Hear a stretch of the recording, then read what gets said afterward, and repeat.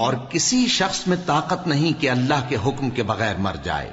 اس نے موت کا وقت مقرر کر کے لکھ رکھا ہے، اور جو شخص دنیا میں اپنے اعمال کا بدلہ چاہے اس کو ہم یہیں بدلہ دے دیں گے، اور جو آخرت میں طالب ثواب ہو اس کو وہاں اجر عطا کریں گے، اور ہم شکر گزاروں کو عنقریب بہت اچھا صلہ دیں گے.